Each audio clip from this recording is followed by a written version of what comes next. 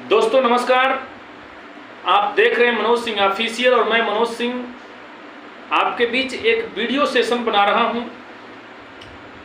ये video session आपके लिए बहुत महत्वपूर्ण है, इसलिए आपसे निवेदन होगा कि आप लोग इसे अधिक से अधिक लोगों तक शेयर करने का प्रयास करिएगा। अच्छा लगे तो सब्सक्राइब करने का प्रयास करिएगा और लाइक करने का प्रयास करिएगा। पहला खबर मैं आपको ये देना चाहता हूं, क्योंकि आज दोपहर में मैंने एक YouTube चैनल देखा, मैं नाम नहीं रखूंगा।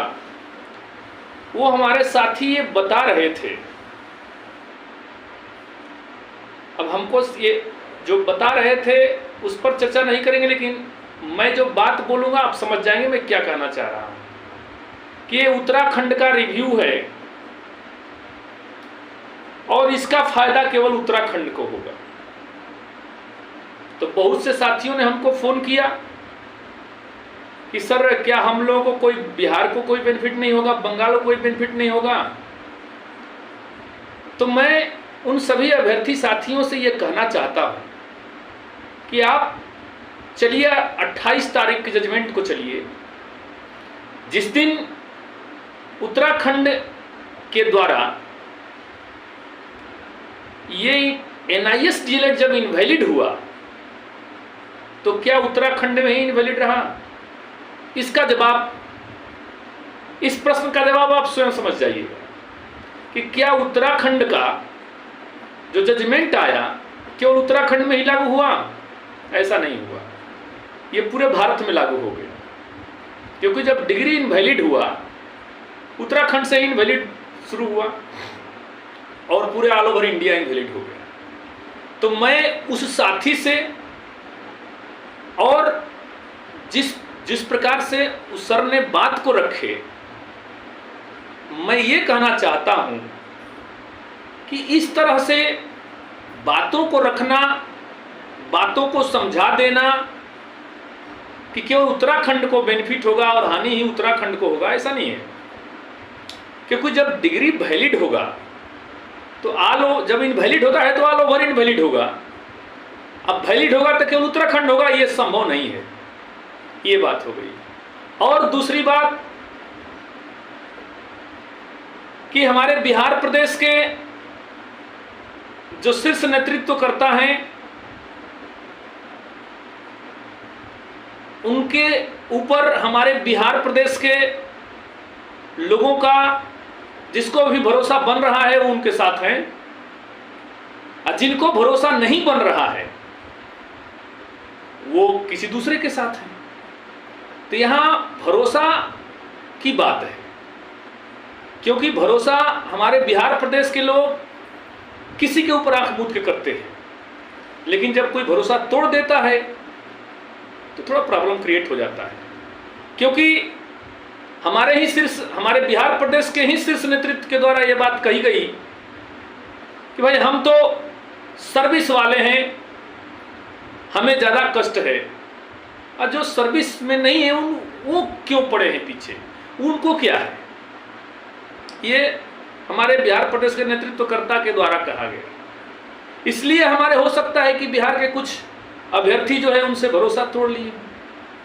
जैसे हमारे साथी ने बोले कि भाई उनके ऊपर भरोसा बनाइए, और जैसे अभी हम लोग विश्वनाथ जी को कोऑपरेट कर रहे हैं तो डायरेक्ट जो है विश्वनाथ जी को ही टारगेट हो रहा है।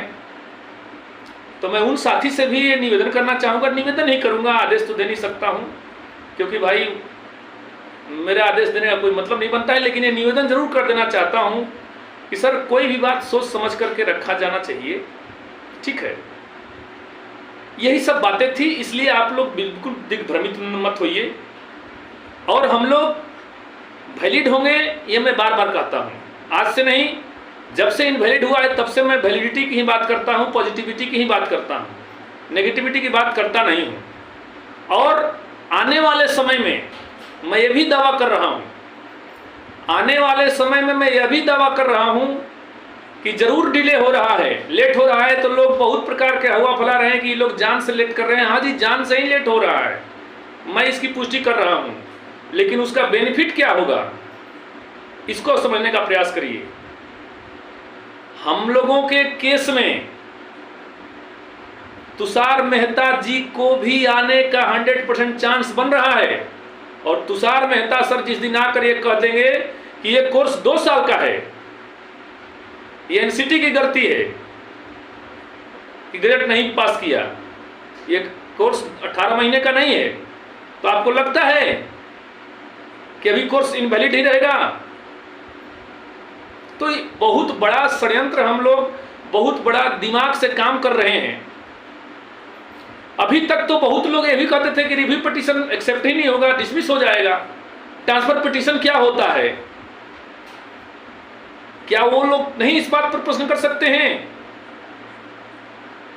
तो मैं ये कहना चाहूंगा कि सर कोई भी बात एथेंटिक होना चाहिए, दिग्भ्रमित करने वाली बात नहीं होनी चाहिए, ठीक है? यदि हमारी बात किसी को हमारी बातों से ठेस लगा होगा तो मैं क्षमा प्रार्थी हूं, क्योंकि मैं एक अभ्यर्थी हूं और डीएलएड अभ्यर्थी हूं, एनआईएस डीएलएड अभ्यर्थी हूं, न कि बीएड अभ्यर्थी हूं। और जिसको चोट लगता है दर्द उसी को होता है, जिसको चोट लगता है दर्द उसी को होता है, जिसको चोट ही नहीं उतर क्या समझेगा? यही बात कहना था। बाकी आप लोग खुद समझदार हैं। जय हिंद, जय भारत, जय अभ्यर्थी संघ।